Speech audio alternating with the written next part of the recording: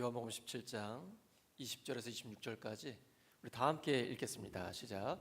내가 비옵는 것은 이 사람들만 위함이 아니요 또 그들의 말로 말미암아 나를 믿는 사람들도 위함이니 아버지여 아버지께서 내 안에 내가 아버지 안에 있는 것 같이 그들도 다 하나가 되어 우리 안에 있게 하사 세상으로 아버지께서 나를 보내신 것을 믿게 하옵소서.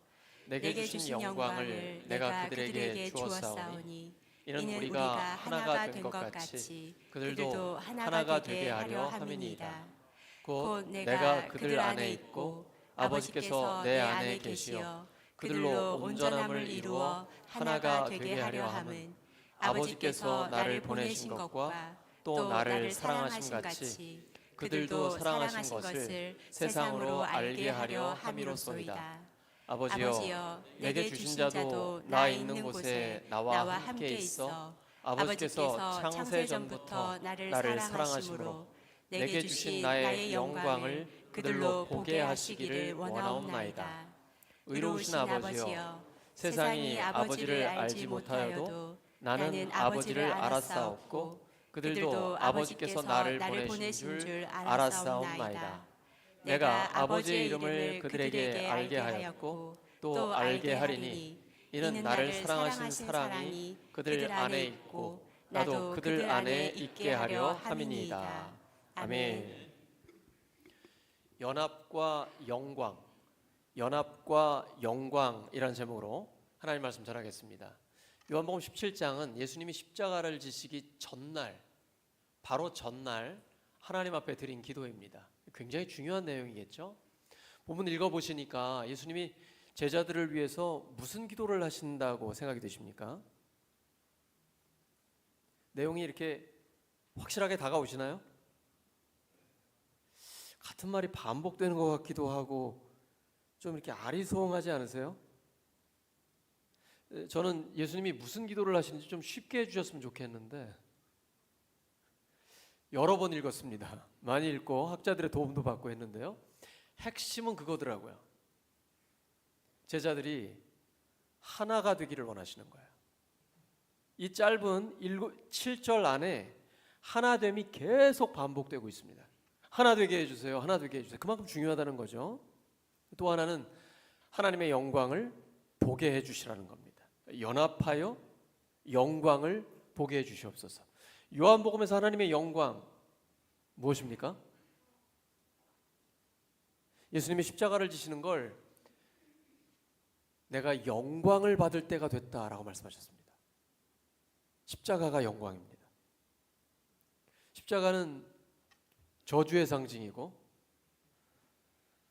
큰 죄를 저지른 사람 아니면 당시에 이스라엘을 지배하고 있던 로마에 반역을 했을 때 본보기로 보였던 극형입니다. 그런데 어떻게 십자가가 영광이 될 수 있을까요? 바로 그 십자가에 하나님의 사랑과 공의가 나타나기 때문입니다. 예수님의 생명을 내어주실 정도로 우리를 사랑하신 그 하나님의 영원한 사랑. 반대로 얘기하면 예수님이 죽으셔야 할 정도로 죄에 대해서는 반드시 심판하시는 하나님의 공의, 하나님의 사랑과 공의가 십자가에 나타나고 있는 것입니다. 이것이 바로 하나님의 영광입니다. 예수님은 이 땅을 떠나시기 전에 예수님의 제자들이 복음으로 하나가 돼서 하나님의 영광을 드러내기를 간절히 원하고 계신 것입니다. 그런 예수님이 이 17장의 기도를 시작할 때 1절에서 이런 말씀을 하십니다. 아버지여 때가 이르렀사오니 아들을 영화롭게 하사 아들로 아버지를 영화롭게 하게 하옵소서. 때를 분별하는 것입니다. 예수님께는 때가 굉장히 중요합니다. 하나님은 이 때를 아주 소중하게 말씀하고 계십니다. 전도서에 보시면 심을 때가 있으면 심어야 되고 또 거둘 때에는 거둬야 한다라는 말씀하시죠. 만사에 이 땅에 열심히 살아가야 할 때가 있고 또 하나님이 부르시면 죽을 때가 있는 것이죠. 지금은 이제 거두는 추수의 때입니다. 농부는 봄에는 심지요. 절대로 서두르지 않습니다.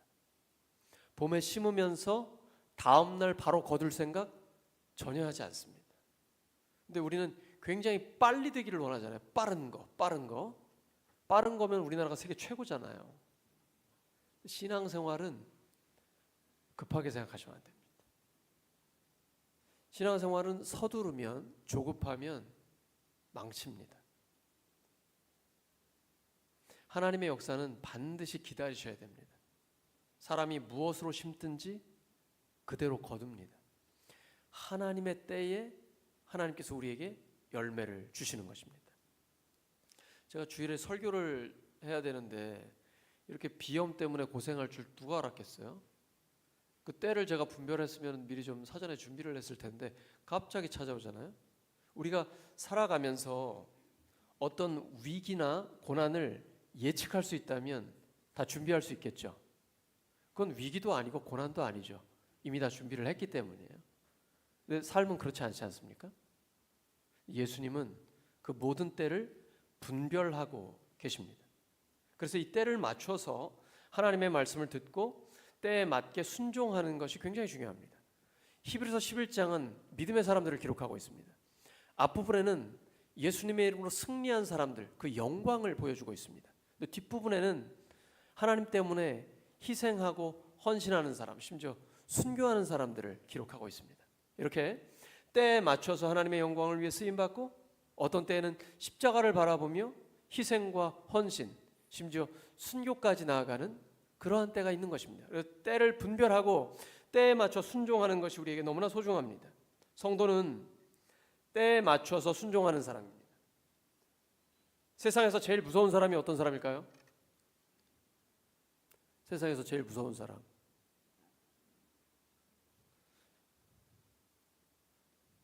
때를 분별하지 못하는데 소신 있게 사는 사람입니다. 무서운 사람입니다. 정말 무서운 사람이에요. 하나님의 때와는 관계없이 자기 소신을 가지고 거기다 열심까지 있습니다. 이러면 공포의 대상이 됩니다. 첫째는 때를 분별해야 됩니다. 지금이 어떤 때입니까?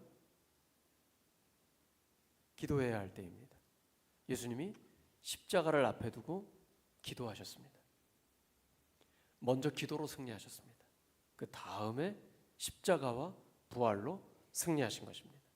성도는 소신 있게 사는 사람이 아니라 말씀대로 사는 사람입니다.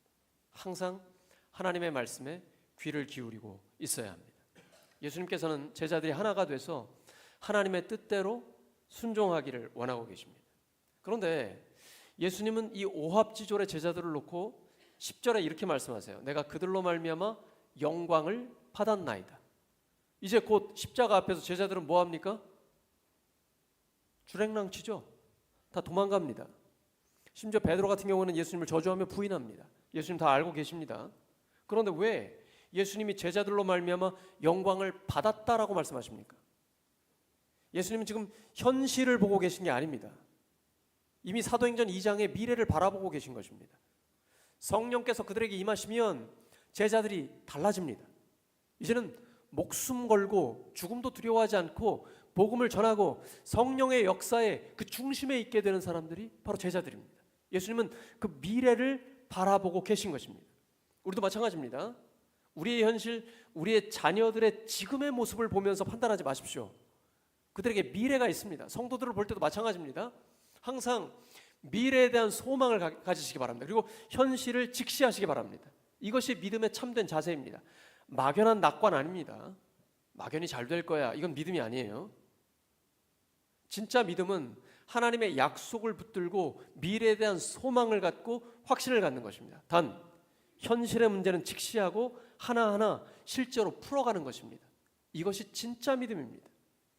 예수님께서는 십자가를 앞에 두고 소망 가운데 제자들을 통해 영광을 받았다라고 고백하고 계십니다.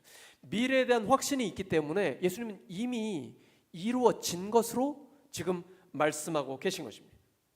예수님은 기도하실 때에 어떤 건물이나 물질이나 돈을 위해서 기도하지 않으셨습니다. 오직 제자들, 그것도 가까이에 있는 12명의 제자들을 위해서 간절히 기도했습니다. 사람에게 초점을 맞춘 것입니다. 하나님은 사람을 통해 영광을 받으십니다. 하나님은 사람을 통해 역사하십니다. 그래서 한 사람 한 사람이 너무나 소중합니다. 근데 우리가 지금 자본주의 시대에 살고 있으면서 물질 만능주의, 황금 만능주의, 외모 지상주의, 이런 시대의 풍조를 많이 따라가고 있습니다. 심지어 교회 안에도 들어오고 있어요. 물질, 숫자, 이것으로 교회를 판단하려고 합니다. 교회는 그렇지 않습니다. 하나님께서는 오직 사람에게 초점을 맞추십니다. 한 영혼이 천하보다 더 귀하다라고 말씀하십니다. 뿐 아니라 이 한 사람 한 사람이 모여있는 공동체가 하나님 앞에 놀랍게 쓰임받을 수 있습니다. 하나 될 때. 마귀는 그래서 교회가 하나 되지 못하게 합니다. 마귀와 우리는 지금 영적인 전쟁을 하고 있습니다. 알고 계십니까? 치열한 영적인 전쟁 중입니다. 전쟁을 할 때 병법의 기본이 뭡니까? 지금 이스라엘이 레바논을 공격하고 있습니다. 또 러시아가 우크라이나를 공격했습니다. 그때 제일 먼저 하는 게 뭐예요? 공격할 때 뭐부터 쏩니까? 미사일부터 쏴서 적들을 분열시키고 흩어지게 하죠. 분열시키는 게 제일 먼저 하는 겁니다. 마귀는 교회를 분열시킵니다. 비본질적인 문제를 가지고 복음, 예수 그리스도, 성경, 하나님의 뜻, 하나님의 사랑, 공의, 이런 거 가지고 분열되는 일이 없습니다. 오늘 점심에 반찬이 뭐냐? 아니면 뭔가를 이제 바꿔야 될 때 꽃의 색깔을 뭘로 할 거냐? 이런 게 죽고 사는 문제인가요? 중요하지 않잖아요. 근데 마귀는 그런 걸로 갈등을 일으켜요. 가정, 목장, 교회도 마찬가지입니다. 자, 목사가 사모와 부부싸움을 할까요? 안 할까요? 뭐 가지고 싸울까요? 영혼 구원의 문제? 제자 삼는 문제? 교회의 부흥을 위해서? 가끔은 그럴 때가 있어요. 의견이 달라가지고. 대부분은 뭡니까? 치약을 왜 뒤에부터 짜느냐? 왜 양말을 뒤집어서 내놓느냐? 왜 사소한 거 가지고 싸우는 거잖아요. 마귀가 교회를 분열시키는 것은 아주 사소한 문제들입니다. 비본질적인 것들이에요. 이런 거 가지고는 싸우면 안 됩니다. 교회가 그렇게 분열되면요, 아무 힘을 못 씁니다. 교회는 반드시 하나가 되어야 합니다. 이 하나 될 때만 하나님의 능력을 나타낼 수 있습니다. 예수님이 지금 요한복음 17장 11절을 비롯해서 20절에서 26절에 반복해서 하나 되게 해주시라고 간구합니다. 하나가 돼야만 하나님의 영광을 드러낼 수 있기 때문입니다. 우리 교회가 강력하게 하나가 되잖아요. 그럼 세상 사람들이 깜짝 놀랍니다. 울산 성결교회에는 진짜 예수님이 있나 보다. 왜냐하면 세상은 하나 될 수가 없거든요. 이기적이죠. 죄의 문제가 해결이 안 됐습니다. 다 돈 문제가 걸려 있습니다. 세상 사람들은 하나가 되고 싶어도 될 수가 없어요. 그런데 예수님은 모든 사람들을 계층, 계급, 부하거나 가난하거나 인종, 민족 관계없이 모든 사람을 하나로 만들 수 있는 강력한 능력이 예수님께 있습니다. 근데 그 예수님의 능력이 교회에 이루어지는 거예요. 정말 울산 성결교회는 예수님이 있나 보다 이렇게 생각하게 되는 거예요. 그럼 마음이 열리겠죠? 세상에서 볼 수 없는 일이 교회에서 있기 때문이에요. 지금 세상은 점점 더 개인주의 되고 있습니다. 극단적인 이기주의로 가고 있습니다. 가족 이기주의로 갑니다. 나밖에 모릅니다. 스마트폰 하나 가지고 혼자서 밥 먹고 혼자서 술 먹고 혼자서 살고 모든 걸 다 혼자서 하려고 합니다. 공동체라는 게 없어요. 그러면 공동체가 필요 없느냐? 아닙니다. 온라인 오프라인에서 공동체를 이루려고 합니다. 요즘 러닝 크루도 있잖아요. 모여가지고 달린다고. 그렇다고 그냥 흩어져요. 그건 진짜 공동체가 아니에요.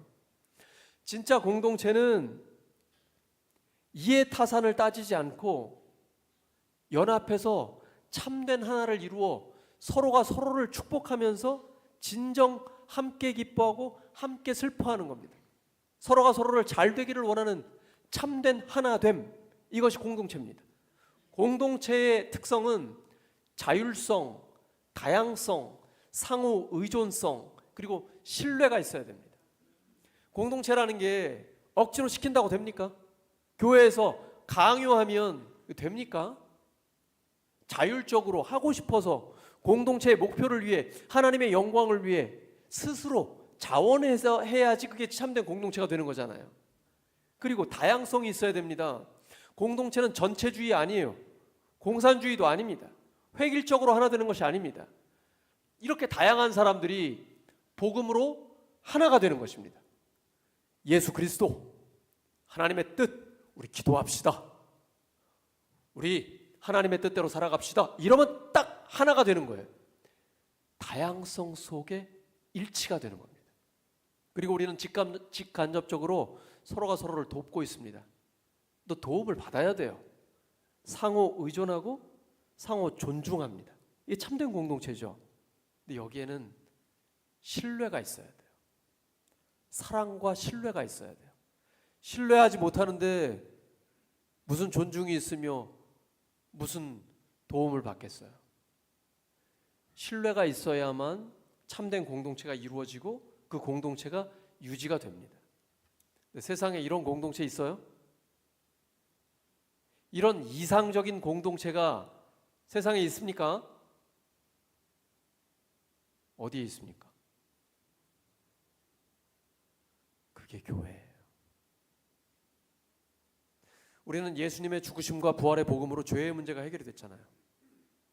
그러니까 이제 하나님의 뜻대로 의롭게 살려고, 하나님께 인정받는 의인으로서 하나님의 영광을 위해 예수님처럼 다른 사람을 살리기 위해 쓰임받으려고 몸부림치거든요. 누가 시켜서 하는 게 아니고 자율적으로 합니다. 거기다가 이렇게 다양한 사람들이 모여서 오직 하나님의 뜻 앞에 일치된 마음을 갖게 되는 거예요. 한 마음 한 뜻이에요. 이게 사도행전 2장에 성령님이 임하시자 초대교회가 그렇게 됐습니다. 사도들의 가르침, 곧 하나님의 말씀을 따라 강력한 하나됨을 됩니다. 하나됨을 이루어요. 이렇게 성찬을 함께 나누고요, 한 마음 한 뜻이 돼서 기도에 힘씁니다. 기도와 말씀으로 하나가 되는 거예요. 그래서 초대교회가 놀라운 역사를 경험할 수 있었던 거예요. 설교 한 번에 3,000명이 돌아옵니다. 설교 한 번에 5,000명이 돌아옵니다. 그리고 자기 거라고 주장하지 않고 경제적으로도 가난한 자들에게 나누고 베풀고, 그러면서 강력한 하나됨을 이루게 되는 거예요. 이게 진짜 공동체예요. 교회는 이 시대의 대안이 될 수 있는 것입니다. 왜냐하면 교회 안에 사랑과 신뢰가 있기 때문이에요. 그 사랑도 세상이 말하는 사랑이 아니에요. 요한복음 13장 34절 35절이죠. 새 계명을 너희에게 주노니 서로 사랑하라. 내가 너희를 사랑한 것 같이 너희도 서로 사랑하라. 너희가 서로 사랑하면 이로써 모든 사람이 너희가 내 제자인 줄 알리라. 예수님이 나를 어떻게 사랑하셨습니까? 내가 사랑받을 만했어요? 아니에요. 내가 연약할 때, 내가 죄인 되었을 때, 심지어 내가 하나님의 원수일 때 주님이 나를 위해 생명을 내어주셨습니다. 내가 그 사랑을 먼저 하라는 거예요. 연약한 사람, 나한테 죄 짓는 인간, 아주 왼수 같은 인간, 먼저 사랑하라는 거예요. 본능으로는 절대 못합니다. 기도할 때 하나님이 하게 해주세요. 예수님의 사랑이 부어진다니까요. 오늘 우리 찬양할 때, 또 찬양을 들을 때 그 가사의 내용이 정말 믿어지십니까? 여러분, 그 가사의 내용을 깊이 묵상하셔야 돼요. 만유의 주 되신 하나님, 모든 것의 주인이 되신 그 하나님, 전능하신 하나님 찬양합니다. 그 하나님이 사람 되어 오셔서 나를 위해 생명을 내어주셨습니다. 믿어지세요? 진짜 믿어지세요? 하나님 지금 우리에게 끊임없이 묻고 계십니다. 너 진짜 나 믿니? 너 진짜 나 믿어? 네, 주님 진짜 믿습니다. 이 찬양의 가사가 진짜 우리의 삶에 이루어집니다. 하나님의 말씀이 내 삶에 실제로 현실이 됩니다. 이 땅에 소망 두지 않고 하나님 나라를 바라봅니다. 진짜 오늘 하나님이 나를 부르셔도 난 천국 간다는 확신이 있기 때문에 오늘이 너무 소중한 거예요. 지금 내 옆에 있는 사람이 너무나 귀한 거예요. 함께 예배드리는 우리 성도들, 하나님의 가족이 너무 소중한 거예요. 구원에 대한 확신, 내가 천국 간다는 확신이 있는 사람은 오늘을 천금같이 여깁니다. 내게 주신 오늘 하루를 하나님의 영광을 위해 가장 가치 있게 의미 있게 사용합니다. 그렇게 해서 하나가 되는 겁니다. 서로 사랑하면서 하나가 되는 거죠. 세상에 볼 수 없는 일이 교회에 일어나는 거예요. 저 예수쟁이들은 진짜 예수 제자인가 보다. 정말로 하나가 됐거든요. 사랑으로, 신뢰로 하나님을 굳건하게 믿습니다. 그리고 성도들이 서로가 서로를 믿습니다. 믿을 수 있어요? 사람이 믿을만 합니까? 믿어주는 겁니다. 알아요. 나 자신을 봐도 얼마나 부족한지, 연약한지, 그리고 간사한지, 이기적인지. 내 안에 선한 것은 아무것도 없습니다. 오직 하나님의 은혜로 살아갑니다. 다른 사람도 마찬가지죠. 그러나 믿어주는 거예요. 사랑하기 때문에. 사랑은 믿어주는 겁니다. 사랑은 믿는 거예요. 속을지라도 차라리 속고 말지. 이러한 사랑과 신뢰가 있을 때에 참된 하나됨이 됩니다. 성경에는 사랑과 신뢰로 하나가 된 이야기가 가득 차 있습니다. 야곱이 이제 요셉을 봤는데 늙어서 죽었습니다. 야곱이 죽으니까 요셉의 형들이 이제 무섭습니다. 요셉이 자기들한테 보복할까 봐 공포에 떨고 있어요. 그래서 아버지가 생전에 하지도 않은 말을 마치 아버지가 유언을 한 것처럼 거짓말을 해서 요셉한테 얘기하죠. 요셉, 아빠가 우리한테 보복하지 말라고 그랬어. 요셉이 어이가 없습니다. 지금 서로 신뢰가 없는 거예요. 요셉이 울어요. 형들이 나를 믿어주지 못한다는, 그리고 저렇게 두려워하고 불안한다는 것 때문에 너무 불쌍해가지고 웁니다. 그러면서 말하죠. 형들은 내가 미워서 나를 이곳으로 팔았지만 형들이 보낸 게 아니라 하나님이 보내셨다고. 하나님은 그 악을 선으로 바꾸셔서 수많은 생명들을 살려주셨다고. 내가 어찌 하나님을 대신하겠습니까? 하나님이 우리에게 이렇게 은혜를 주셨는데 내가 어찌 보복하겠습니까? 나는 진짜 형들을 용서했고 형들의 자녀들까지 돌볼 것입니다. 요셉은 죽을 때까지 보복하지 않았습니다. 정말 그 자녀들까지 돌봐줬어요. 그리고 수많은 생명을 살렸습니다. 용서와 사랑, 이것이 이스라엘 공동체를 하나 되게 한 것입니다. 출애굽기의 모세를 보세요. 자기 힘으로 이스라엘 백성 하나 살려보려고 했다가 살인을 저지르고 광야로 도망쳤습니다. 40년 광야 생활, 철저히 고독한 가운데 잊혀진 자로 있었어요. 떨기나무 불 붙는데 하나님을 만났습니다. 하나님이 이집트로 가라고 하십니다. 하나님, 저 못 갑니다. 입이 둔합니다. 저 살인자입니다. 저는 할 수 없습니다. 아니야, 내가 너와 반드시 함께하겠다. 하나님의 이 약속을 붙들고 이집트로 돌아왔습니다. 굉장히 두렵죠. 불안하죠. 근데 하나님이 함께 하신다라는 그 약속 붙들고 온 겁니다. 이스라엘 백성들이 달라졌어요.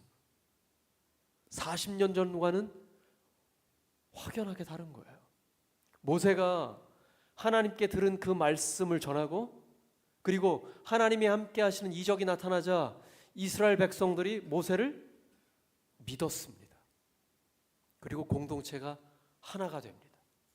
신뢰, 이 신뢰가 공동체를 하나 되게 하는 것입니다. 다윗과 요나단, 사랑과 신뢰의 대표적인 관계죠.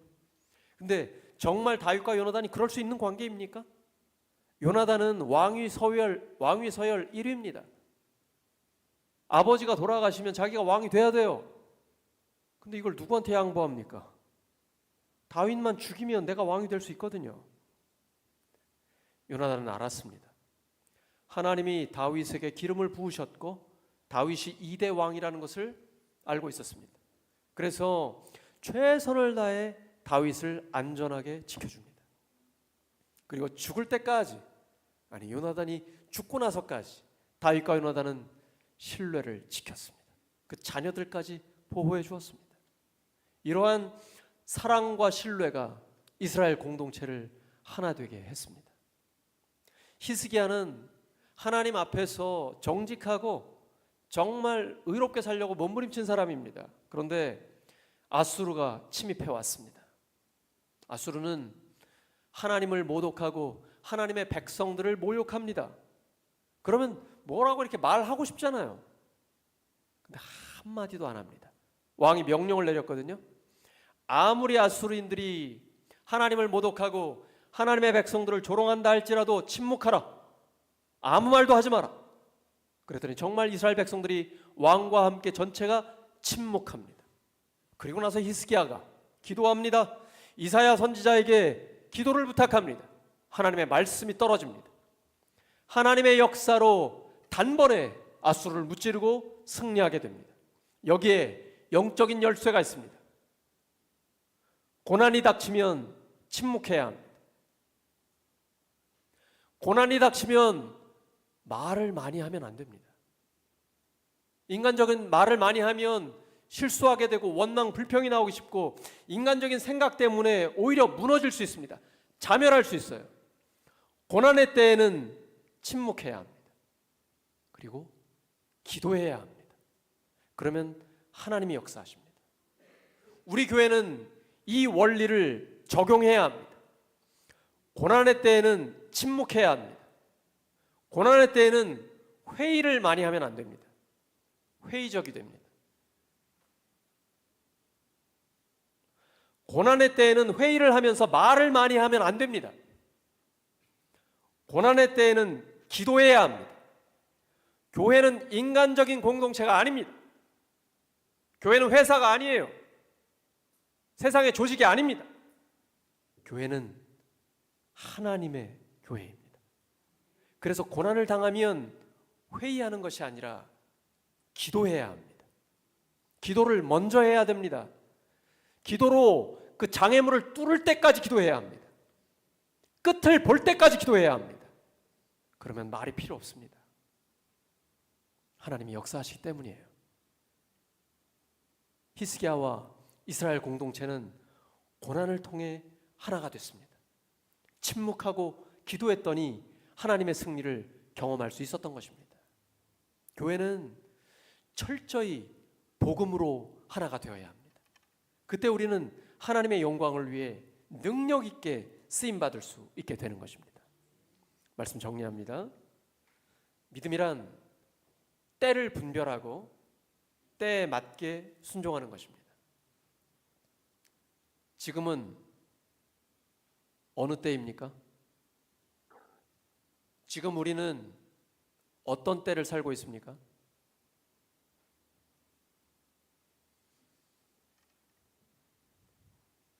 지금은 기도할 때입니다. 기도하는 것은 금방 표가 안 납니다.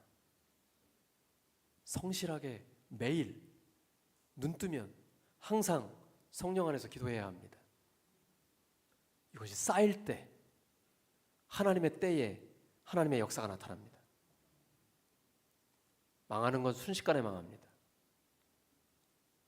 근데 성장하고 승리하고 부흥하는 것은 시간이 필요한 겁니다. 역사가 말해주지 않습니까?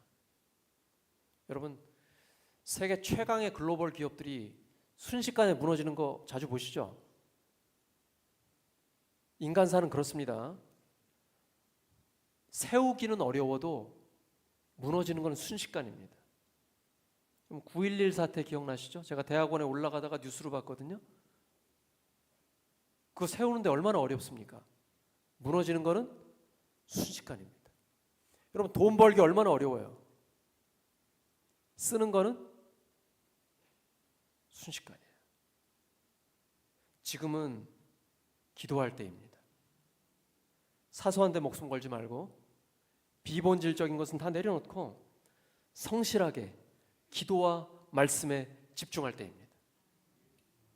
우리 교회에 사활이 걸린 시기입니다.